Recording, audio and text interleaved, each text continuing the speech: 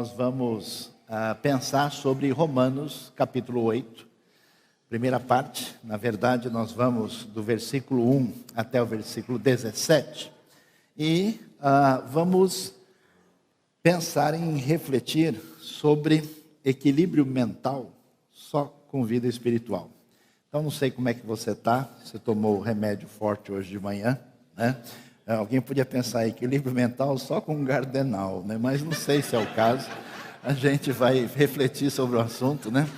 Quem foi abençoado, levante a mão. Vamos ver o texto da palavra de Deus e eu queria que você acompanhasse comigo em Romanos capítulo 8.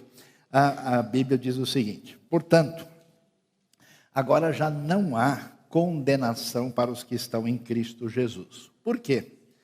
Por meio de Cristo Jesus, a lei, com letra minúscula, do Espírito de vida, me libertou da lei do pecado e da morte. Porque aquilo que a lei fora incapaz de fazer por estar enfraquecida pela carne, Deus o fez enviando o seu próprio Filho, à semelhança do homem pecador, como oferta pelo pecado. E assim condenou o pecado na carne, a fim de que as justas exigências da lei fossem plenamente satisfeitas em nós, que não vivemos segundo a carne, mas segundo o Espírito. Quem vive segundo a carne tem a mente voltada para o que a carne deseja, mas quem de acordo com o Espírito tem a mente voltada, vive de acordo com o Espírito tem a mente voltada para o que o Espírito deseja. A mentalidade da carne é inimiga de Deus, porque não se submete à lei de Deus, nem pode fazê-lo. Quem é dominado pela carne não pode agradar a Deus. Entretanto, vocês não estão sob o domínio da carne, mas do Espírito, se de fato o Espírito de Deus habita em vocês. E se alguém não tem o Espírito de Cristo, não pertence a Cristo. Mas se Cristo está em vocês, o corpo está morto por causa do pecado, mas o Espírito está vivo por causa da justiça. E se o Espírito daquele que ressuscitou Jesus dentre os mortos habita em vocês, aquele que ressuscitou a Cristo dentre os mortos também dará vida a seus corpos mortais por meio do seu Espírito que habita em vocês. Portanto, irmãos, estamos em dívida, não para com a carne, para vivermos sujeitos a ela. Pois se vocês viverem de acordo com a carne, morrerão. Mas se pelo Espírito fizerem morrer os atos do corpo, viverão. Porque todos os que são guiados pelo Espírito de Deus são filhos de Deus. Pois vocês não receberam o Espírito que os escravize para novamente temer, mas receberam o Espírito que os adota como filhos, por meio do qual clamamos, Abba, Pai. O próprio Espírito testemunha ao nosso Espírito que somos filhos de Deus. Se somos filhos, então somos herdeiros. Herdeiros de Deus e co-herdeiros com Cristo, se de fato participamos dos seus sofrimentos, para que também participemos da sua glória. Vocês sabem que se alguém quer estar sintonizado com o ensinamento essencial que nós temos no Novo Testamento para a nossa vida cristã, do ponto de vista da compreensão do que isso significa e da nossa caminhada, o livro de Romanos é fundamental. Se alguém não leu Romanos com atenção ainda, não pode ser considerado um cristão sério. Romanos, pelo menos, de 1 a 11, é fundamental para entender a doutrina bíblica fundamental que o Novo Testamento nos apresenta. E há um grande mistério aqui em Romanos, é que Romanos 8 vem depois de Romanos 7. Olha só a importância da aritmética para entender a Escritura Sagrada, amém, irmãos? Né? Mas isso é importante, porque a gente tem esse costume de soltar um texto aqui, de mencionar, de citar um versículo solto, e o versículo não tem sentido se você não entender o que vem antes. Romanos divide-se em duas partes, Romanos de 1 a 11, depois de 12 a 16. E de 1 a 11, a gente tem uma divisão de 1 a 8 e depois de 9 a 11. E essa parte de 1 a 8 ainda é dividida entre, especialmente, de 1 a 5 e de 6 a 8. Até o capítulo 5, o apóstolo Paulo vai falar sobre a ira de Deus, o pecado humano, o que aconteceu com a salvação, o que significa essa salvação, explica a relação disso com o entendimento equivocado sobre a relação entre justificação e lei, no capítulo 4. No capítulo 5, ele define claramente o que é essa salvação pela graça e pela fé. E do capítulo 6 a 8, ele fala como é que deve ser encaminhada a vida de quem já recebeu Jesus e quem tem Cristo na sua vida. E ele vai mencionar, se você prestar atenção, que a gente está morto para o pecado e está vivo em Cristo, e agora tem uma relação diferente com a vida nova que a gente recebe, e a gente se torna servo da justiça. E no capítulo 7 ele menciona a situação do cristão perante a lei, e ele termina com uma palavra de crise acentuada. Na verdade, uma palavra de desespero profundo.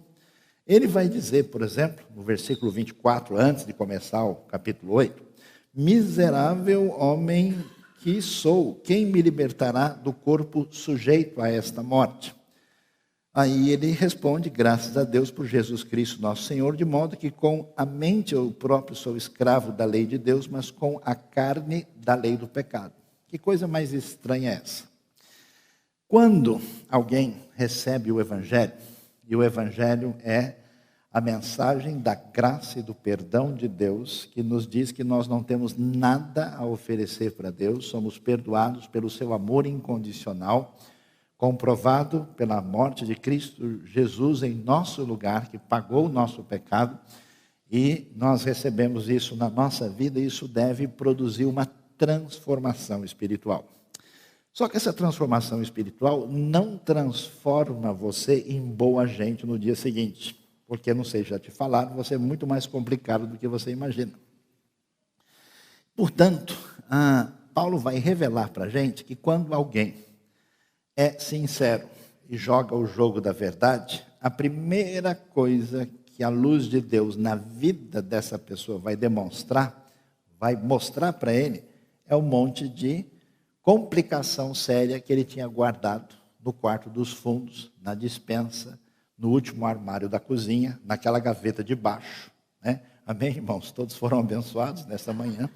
Que a gente vai encontrar uma série de questões que mostram nossa limitação, fragilidade, pecado, maldade, uma série de coisas. E por isso, a pessoa que em vez de seguir o caminho religioso comum, que é o caminho da gente achar que a gente é gente boa e tentar vender uma imagem falsa a nosso respeito e tentar fazer esse jogo de troca para com Deus que funciona ou com base no ritualismo ou com base no legalismo, esse caminho é um caminho psicologicamente problemático e espiritualmente muito complicado. Ele diz que o verdadeiro indivíduo que encontra o Evangelho, ele entra em crise. Então, se você não ficou doido ainda, há um problema muito sério na sua vida. Por quê? Porque a crise é essa. Paulo vai dizer, olha, eu estou num problema. Eu sei qual é a vontade de Deus, eu encontro prazer na lei de Deus. Mas quando alguém fala mal de mim, mas me sobe uma raiva, dá vontade de quebrar o nariz da pessoa. Quem foi abençoado, levante a mão, Dá vontade de fazer farinha.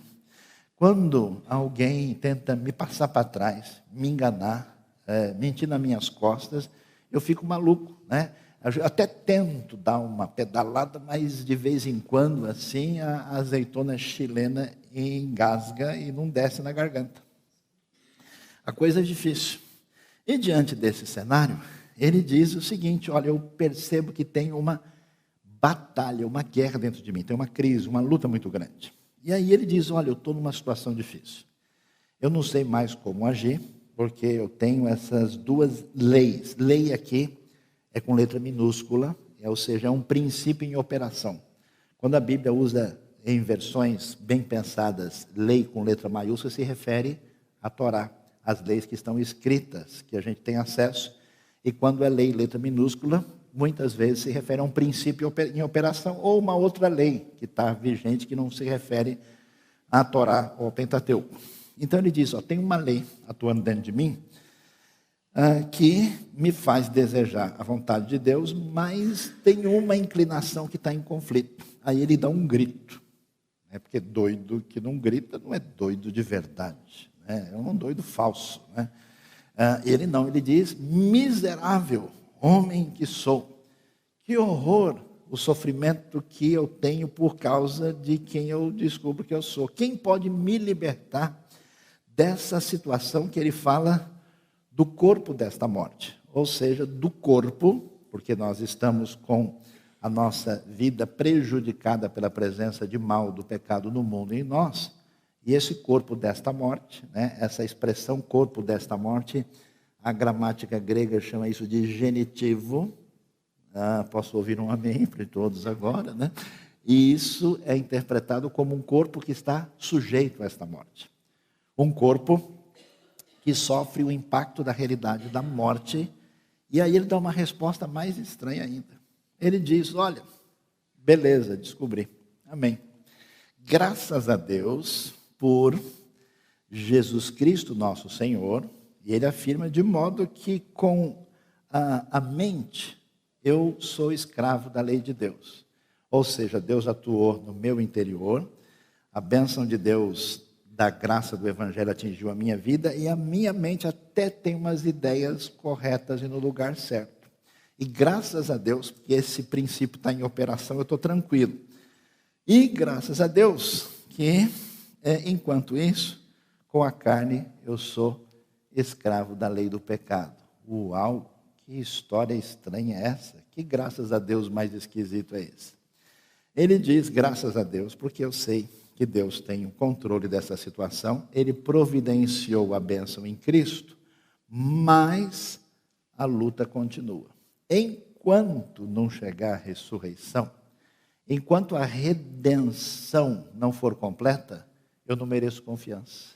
O princípio da lei do pecado vai continuar atuando dentro de mim. Eu estou tentando caçar o leão lá fora, atirar, e ele está no meu quarto, debaixo da cama. Não vai pensar nisso de noite, hein? Só agora. Eu tenho que enfrentar essa realidade. Isso é importante porque a noção objetiva sobre a nossa vida nos permite lidar com a realidade de fato. Se a gente acha, como eu percebo que muitos crentes pensam assim, que gente ruim é gente lá de fora, são pessoas que não vão à igreja, que não são evangélicos, e que as pessoas da igreja são lindas e maravilhosas, e eles vivem felizes para sempre, a gente não vai entender a realidade. Por isso que crente é nhenhenhé. Tudo se ofende rapidinho. O sujeito lá faz qualquer coisa que o outro se incomoda, e porque eu estou chateado, eu estou ofendido, ele falou mal do meu nariz, né? Diz que subi no Pão de Açúcar, avistei o Rio de Janeiro, subi no nariz do amigo, avistei o mundo inteiro, e agora eu estou chateado com isso, né? Por isso eu não brinco mais. Está cheio de gente, o dodói de Cristo, e qualquer coisa que sai fora do quadrado, ele diz: como uma pessoa que se diz evangélico pode fazer isso? Leia o Novo Testamento. Pedro e Paulo pegaram firme. Paulo diz: eu tive que resistir ele na cara.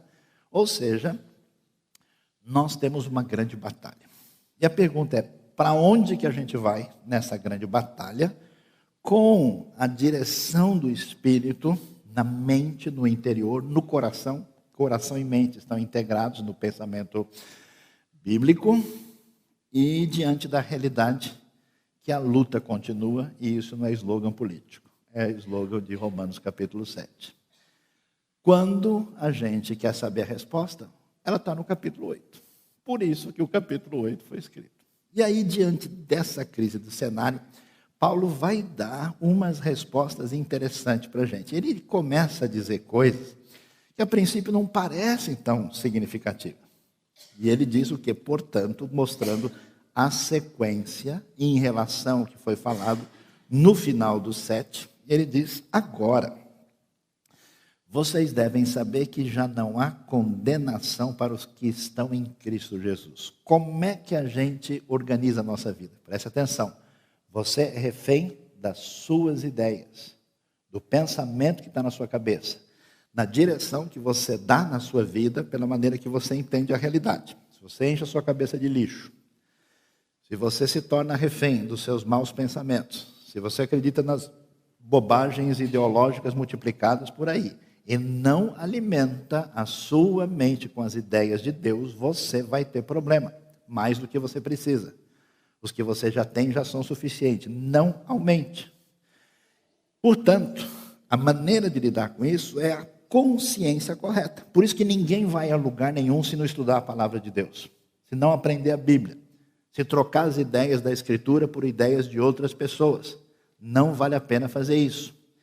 E aí ele diz, a gente só pode enfrentar esse desafio se a gente lembrar que não há condenação sobre nós. Porque o sentimento negativo, o lixo psicológico que roda dentro de você, resultado da relação indevida com a sua fragilidade, com o seu pensamento ruim, com a concentração em si mesmo, vai detonar a sua vida. Então, em vez de olhar para as águas e de olhar para os outros, olhe para a verdade do Evangelho. Deus nos amou em Cristo, e apesar de eu ser pecador, de eu ter ofendido a Deus com a minha prática, com o meu jeito de ser, apesar de eu ainda continuar sendo ruim, Deus decreta em Cristo Jesus, porque a sua justiça foi satisfeita, que na delegacia celestial meu nome não aparece mais. Não tem mais nenhuma dívida no Serasa do universo. Chegou lá, foi fazer uma busca do meu nome, acabou. Aparece o nome de Cristo em cima e limpou a situação. Então, quando a gente sabe, eu não sei se a gente já passou algum aperto, né, jurídico, financeiro, com nome, com problema que tem que resolver a situação. Quando a pessoa resolve, ele finalmente dá um alívio, né? Poxa, consegui, eu precisava resolver isso. Finalmente o documento chegou, está resolvido. Pois então, em Cristo Jesus não há condenação para quem está em Cristo. Por quê? Porque a sua fragilidade, o seu problema, a sua dissonância, o seu descompasso, o seu pecado foi previsto por Deus. Ele não nasceu ontem. Ele sabe o que isso significa e eu tenho que alimentar o meu coração exatamente com essa confiança na obra de Deus, que significa o meu perdão completo. E uma pessoa que tem medo, uma pessoa que tem receio, uma pessoa que olha para si vai sempre vacilar. Mas quem olha para a realidade de uma maneira consciente de perdão, reage diferente. Eu me lembro, ainda era adolescente, não sei se eu devia contar isso, mas vou contar um segredo, né? Eu morava longe de São Paulo e na casa do meu primo havia umas galinhas. E alguém falou, olha como a galinha é um bicho sem inteligência. A galinha estava amarrada e ela se portava como quem estava amarrado e não podia fugir. Aí ele chegou de perto, a pessoa foi lá, desamarrou a galinha e continuou lá, e ela continuou agindo como se ela tivesse amarrada. Então, o crente que conhece a verdade de Deus não pode ter cérebro de galinha. Agir como quem está amarrado, agir como quem está preso, né? Agir de uma maneira desconsiderada. Nós somos libertados porque a nossa questão de condenação foi resolvida. Porque aí ele vai explicar, porque o texto diz que por meio de Cristo Jesus, a lei do Espírito de vida me libertou da lei do pecado de morte, porque aquilo que a lei for incapaz de fazer, por estar enfraquecida pela carne, qual é o problema? A lei tem problema? A lei não tem problema. O problema é que a realidade da fragilidade humana entra em contato com a lei, não funciona, enferruja, piora. Porque a lei apresenta o problema, mas não tem solução. Por isso que tem tanto crente negativo, com uma série de problemas na sua cabeça, porque ele recebe o evangelho pela metade, ele deixa acirrado os seus sentimentos de culpa, ele fica com sensação de fragilidade, de dificuldade, e não bebe da graça, aí ele fica louco. Está cheio de gente dentro de igreja ficando doente psicologicamente, porque ele não bebe do evangelho. Ele não entende a realidade. Ele tem uma ideia de um Deus mau, um Deus que o persegue, um Deus que o acusa, e ele tem um sentimento, por isso que as pessoas são tão reativas, por isso que as pessoas batem de frente, por isso que as pessoas se acusam com facilidade, porque ele não está feliz da vida, porque ele não é mais condenado. ele não sabe comemorar. Ele é uma pessoa em tensão, ele é a hidrelétrica de Cristo, está sempre no 220. Você põe a luz nele, acende, até explode, né? O negócio é complicado. A lei não podia fazer isso, mas o que? Deus enviou o seu próprio Filho, a semelhança do homem pecador, como oferta pelo pecado, resolvendo isso diante de Deus juridicamente e condenou de uma maneira a vencer de maneira plena o pecado na carne. E olha que coisa especial. Com isso, com essa identificação de Jesus conosco e com a sua vitória, com o seu cumprimento da lei, a exigência de Deus é o quê? Que eu faça a sua vontade. E como é que eu faço a sua vontade? Não tem jeito. Então o que aconteceu? Cristo fez isso em meu lugar. E a sua justiça foi transferida a mim. Além de ser transferida, a minha pena foi paga. Então, além de não dever nada, eu estou absolutamente classificado como justificado. Então é hora de festa, alegria e de comemoração. Diante disso, a fim de que as justas exigências da lei fossem plenamente satisfeitas em nós que não vivemos segundo a carne, mas segundo o Espírito. Olha a doideira. E é muito impressionante. Porque quando a gente tenta seguir a lei, a gente vai no caminho de pegar uma lista de estipulações e tentar fazer. Só dá rolo. Porque você vai fazer aquilo que você não tem condições de fazer. Porque quando a pessoa tenta ser religiosa e seguir regras, ele quebra a cara. Ele fica chato. Mas por causa dessa atuação poderosa de Deus em nós, esse conflito que tira a nossa saúde mental, se resolve por meio de um poder especial que atua.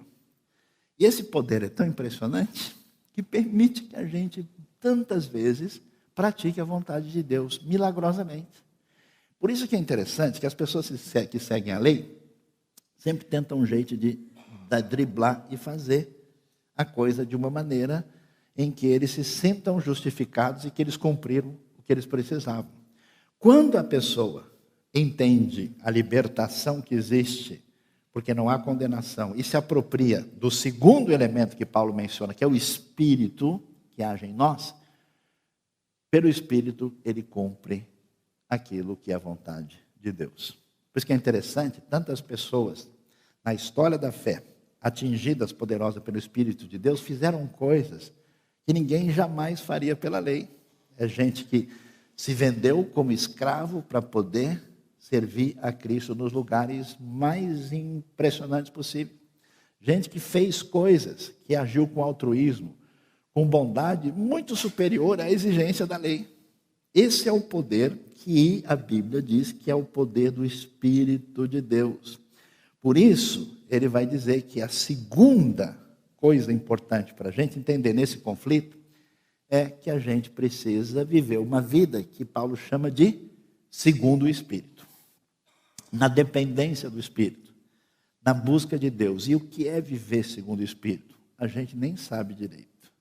Porque a Bíblia não tem fórmulas, não é H2SO4, né, peso 98, não tem essas coisas definidas especificamente. Não é assim.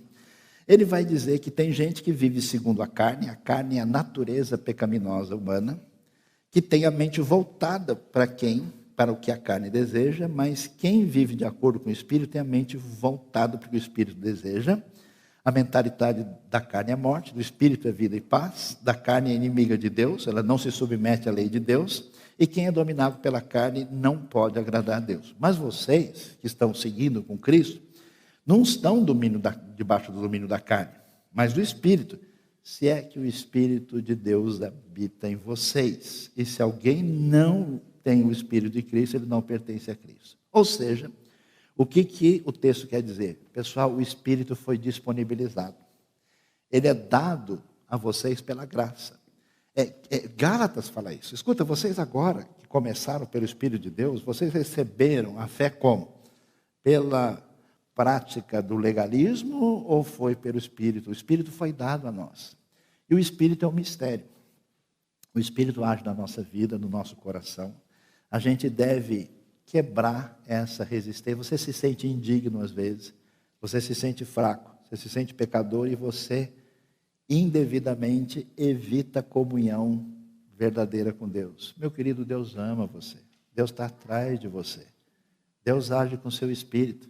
Você pisou na bola, Deus ainda está batendo na sua porta. Pode abrir, vai lá, não demora. Então, por causa disso, a gente tem que desenvolver uma coisa que significa dependência de Deus, sintonia espiritual, que se dá pela oração, pela leitura da Bíblia, pelo contato com Deus, pela confissão de pecados, pela relação misteriosa. Não tem assim um método X, faça isso e o Espírito responde. Não é um método de controle, não é um programa de computador. É uma vida sob o Espírito, que se baseia no poder do Espírito, se baseia na disponibilização do Espírito e se baseia no fato de que não existe condenação sobre nós por causa de Cristo Jesus. E todo mundo que recebeu a Cristo, que creu de verdade, a Bíblia diz, o Espírito está agindo, está na sua vida. E mais alguém ainda pode ficar com dúvida, né? Mas será que o Espírito está aqui mesmo? Se o Espírito está em vocês, o corpo está morto por causa do pecado. Ou seja, enquanto não chega a ressurreição, a nossa estrutura de limitação aqui, ela vai sempre manter a sua condição de limitação e de fragilidade. É o corpo inoperante para fazer. Corpo está morto quer dizer inoperante para obedecer à vontade de Deus. Você nunca vai ficar bom o suficiente para poder parar de vigiar a sua vida. Mas o Espírito está vivo por causa da justiça, a justiça atribuída a nós, a justiça vencida e dada a nós por Cristo. A pergunta que surge, mas será que o Espírito dá conta mesmo? Será que um sujeito que nem eu, com todos os seus problemas, dificuldades, com a minha instabilidade, com o meu desencontro, com a minha fraqueza, com as minhas manias, com os meus erros, com a minha rabugice, né? Tudo isso vai?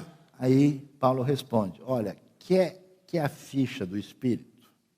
Quer dar uma olhada para ver se ele tem possibilidade de ajudar você?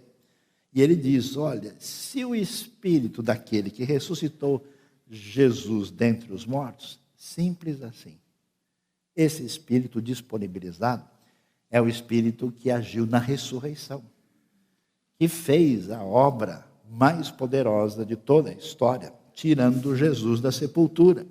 Esse Espírito que ressuscitou Jesus dentre os mortos se habita, aquele que ressuscitou a Cristo dentre os mortos também dará vida a seus corpos mortais por meio do Espírito que habita em vocês. Portanto, irmãos, estão em dívida não para com a carne, não é para ficar prestando atenção e dependendo e concentrando a mente e envenenando em relação à carne. Isso a gente já sabe. Qual é o problema do nosso mundo civilizado de hoje? É um mundo descritivo, analítico, analisa e mostra os problemas. E daí? Sai para que outro lugar? Qual é a porta de saída? Não sei. Saber que a gente tem problema, a gente já sabe. A questão é a saída, e o texto bíblico diz, é a consciência dessa realidade, de não haver condenação e essa dependência do Espírito. E aí ele vai dizer, nós não devemos viver em dependência, né? Não devemos nada à carne para ficarmos sujeitos a ela. E se vocês viverem de acordo com a carne, morrerão. Se vocês não entenderem essa realidade, se entregarem à carne dizendo, olha, não tem jeito, não há esperança, eu creio em Deus, mas eu vou viver assim mesmo, esse é um caminho de morte. Mas se pelo Espírito fizerem morrer os atos do corpo, viverão. Ou seja, é na dependência da graça, é na comemoração da fé. É nesse âmbito de confiança plena é que a gente vence. Até a educação descobre isso, né? Achando que só dando duro na pessoa ela aprende. Quando você conquista o coração da criança, ela consegue aprender. Quando a graça de Deus adoça o nosso coração, é diferente obedecer. Portanto, vocês não receberam um espírito que os escravize, presta atenção nisso, para novamente temer. Qual é o sinal de alguém que não tem sintonia espiritual com Deus? É o espírito de escravo. É um espírito de temor. É a relação com Deus baseada no medo. É a relação com Deus baseada numa realidade não autêntica. Se você vive nessa dimensão, você não entendeu nada do Evangelho. Vocês receberam o Espírito, que faz o quê? adota vocês como filhos, por meio do qual clamamos Abba, Pai. Em que está nossa esperança? Não há condenação. Na ação poderosa do Espírito que ressuscitou a Jesus e garante a minha ressurreição. Várias vezes eu peguei a mim mesmo pensando, como será a ressurreição? Porque a gente morre, o corpo vai lá desaparecendo, os ossos depois ficam, depois também somem. Eu fico imaginando no dia da grande vitória do poder de Deus, como é que isso vai ser reunido, como é que vai ser consertado, como é que vai ser alinhado. Vai ser muito mais fácil a gente olhar no espelho, inclusive. Amém, irmãos? Que maravilha, né? Vai ser uma coisa tão especial. Como é que isso se dá? Isso se dá pela ação do poder do Espírito. E aí ele vai terminar dizendo que a terceira coisa em vista é quando a gente entende que a gente não teme e não é escravo mais, mas a gente tem condição de correr e pular no colo de Deus. E a gente sabe que Deus é Abba, Pai. Nosso problema é a nossa maneira de lidar com os fantasmas criados na nossa cabeça.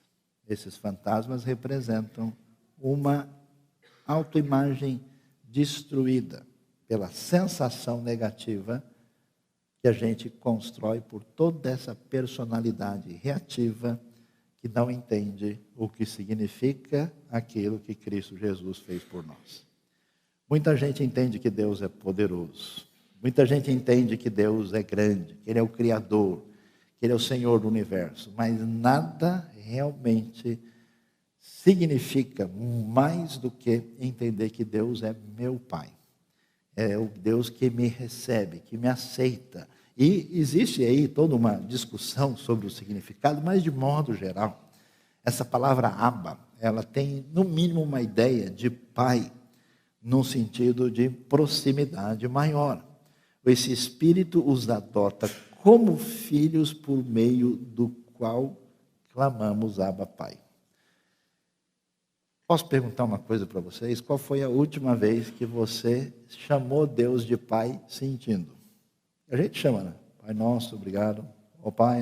Aliás, o pessoal ora tão confuso que fala, querido Jesus, muito obrigado ao Pai. Chama Jesus de Pai, o Pai de Filho. Faz uma confusão familiar, troca o nome de todo mundo, está tudo certo, né? Falou em Deus, eu estou no meio. A coisa é complicada, mas é a sensação. Porque você chega num lugar, num ambiente, e quando você é estranho, você se sente estranho. Você chega num lugar, tal, você é convidado, mas você vai numa festa familiar, só você é de fora. Fica aqueles famosos sorrisos amarelos. Né? Não, tudo bem, né? Fica à vontade, mas à vontade tem 2 notas de rodapé para explicar o que é isso naquele lugar. Né? Ah, não, pode dizer, quando você está na sua casa, né? Mas você não pega o bife maior. Porque você olha assim, de repente, tal, você olha para um, olha para outro, espera o pessoal fechar os olhos na oração, abre para ver qual é o bife, onde é que ele está, né? Olha direitinho. A gente tem que perceber essa realidade. E quando a gente entende que Deus é Pai e tem condição de clamar, a nossa relação com Deus é o caminho da gente alinhar essa confusão que toma conta da gente com a crise por causa da lei de Deus em conflito com a lei que faz guerra dentro de você, segundo o ensino de Paulo em Romanos 7. E aí ele vai terminar dizendo o seguinte, olha que coisa, o próprio Espírito testemunha ao nosso Espírito que somos filhos de Deus. Há uma consciência interna, há uma cura no coração, de que Deus nos recebe. Nada tem mais poder na vida de uma pessoa como cristão de ter certeza que Deus o tem como filho de verdade. Essa autoconfiança espiritual é fundamental. Se a gente não entende isso, a gente vai caminhar em 2 direções problemáticas. Uma é de desenvolvimento religioso, de seguir isso, seguir aquilo, dizer que isso é certo, é errado, e montar, vamos dizer, tabelas religiosas. O outro caminho é entrar num ativismo maluco para se esquecer dos conflitos internos. Isso não produz uma comunidade saudável, para uma cidade melhor. E Paulo, é muito legal, que ele acabou de gritar, socorro, que miserável homem que sou. E ele termina fazendo festa total. O Espírito Consolador, comemorando aqui. Ele diz, se somos filhos, então somos herdeiros. Aliás, você está feliz, alegre, porque Deus o recebe plenamente como filho? Então, leia um pouco mais sobre filho. Filho significa herdeiro, herdeiro de Deus. Por causa de herança, o pessoal briga, a família se divide, o pessoal sai na faca. Você imagina a doideira do que é ser herdeiro de Deus? Imagina o que significa essa herança na vida eterna. Lembra lá que os humildes, os mansos, herdarão a terra. Ainda estou tentando saber o que será isso no futuro. O pessoal está querendo herdar agora, mas na vida futura, que herança é essa? Está cheio de gente se preparando para a vida futura, para ter uma herança bem segura aqui. Mas qual é a herança que vai ser definitiva? Essa é a pergunta. Eu sou herdeiro de Deus, co-herdeiro com Cristo. Compramos um terreno junto, eu e ele, está vendo só? E se de fato participamos dos seus sofrimentos, para que também participemos da sua glória. Uma frase um pouco estranha, porque Paulo diz, caramba, é tão maravilhoso, recebemos, aí a condição de estar livre da condenação. Temos o Espírito que ressuscitou Jesus dos mortos à nossa disposição. E podemos, diante do Criador, do Senhor do Universo, correr e abraçá-lo e ser recebido como Pai. E eu clamo, Abba, Pai. Mas a vida é tão complicada. A vida é difícil. Porque tem um problema de dentro e tem um problema de fora. E essa comunidade da fé pode comemorar muito? Eles estão sofrendo, como cristão, problemas de família, complicações pessoais, problemas de conflitos, dificuldades inesperadas. Será que a coisa está fora do controle? Fique sabendo o seguinte, o texto vai dizer que se de fato somos participantes dos seus sofrimentos, ou seja, está reservado por Deus antecipadamente um estoque de sofrimento na sua vida. Amém, irmãos? Quem quer dar um testemunho aqui, né? Eu sofri bastante na minha vida. E durante alguns anos pelos quais eu passei, eu ficava me perguntando, mas por que é que Deus faz isso? Demorou bastante para eu entender, baixar o arquivo e instalar o software. Porque eu não queria instalar, toda hora dava bug. Eu não queria aceitar esse negócio. E depois de ver algumas coisas lá na frente, eu falei, caramba, se não tivesse doído daquele jeito, eu, como sou cabeça dura e difícil de aprender as coisas, eu nunca teria entendido. Sofrimento que envolve a luta com a gente mesmo, as coisas injustas que acontecem na nossa vida, as coisas que a gente sofre porque a gente tem relação com Deus, porque a gente não quis entrar no esquema, a gente não quis dividir a bola, a gente não quis participar, saímos punidos, quebramos a cara, podíamos ter estado numa melhor. Se vocês percebem a verdade, nós somos participantes dos sofrimentos de Cristo, e isso é um sinal de que Deus está cuidando da nossa vida, porque os sofrimentos injustificados que têm a ver com a ação de Deus na nossa vida, que alguns estudiosos chamam de açoites de Deus, fazem parte de um treinamento especial para que a gente participe da sua glória. Colossenses tem uma frase muito maluca e diferente. Falta cumprir o restante daquilo que foram os sofrimentos de Cristo, da continuação de Cristo, que é o seu corpo, que é a sua igreja. Então não fique triste não, deu rolo na sua vida, complicou, você não entende, Deus não abandonou e ainda é seu Pai, e ainda ama você, e está atrás da sua vida. Não feche o coração, você não tem saída, a única saída é abrir o seu coração para o Deus que é Pai, para o Espírito poderoso de Deus e saber que você está livre da condenação. Deus abençoe a sua vida, abençoe o nosso coração. Feche os olhos, vamos orar. Deus querido Pai amado, a gente luta nas batalhas da nossa vida, a gente ouve a Tua palavra, a gente tem a nossa vida diante de nós, diante das nossas escolhas. Às vezes, Deus, é difícil entender, é difícil escolher, é difícil reagir, é difícil proceder da maneira que o nosso coração fique tranquilo. A gente às vezes fica meio maluco diante de tanta coisa que surge diante de nós. Visita o nosso coração nessa manhã. Nós dependemos de Ti. Precisamos do Teu Espírito. A nossa sabedoria é loucura e é insuficiente. Precisamos da Tua graça. Precisamos do Teu abraço nessa manhã. Do Teu abraço de Pai que cura a ferida do nosso coração.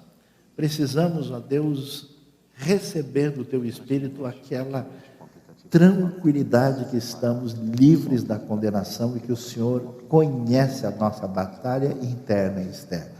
Pedimos a ação do Teu poder nesta manhã, no coração dos Teus filhos queridos que o Senhor está procurando e correndo atrás deles há algum tempo. Visita poderosamente e ministra, ó Deus, do jeito que o Senhor somente, pelo Espírito, é capaz de ministrar. Nós Te louvamos, Te agradecemos e Te bendizemos pelo Teu cuidado estranho, especial, carinhoso e poderoso que o Senhor dispensa a nossa vida pelo poder que há em Cristo Jesus. Em nome dele é que oramos. Amém.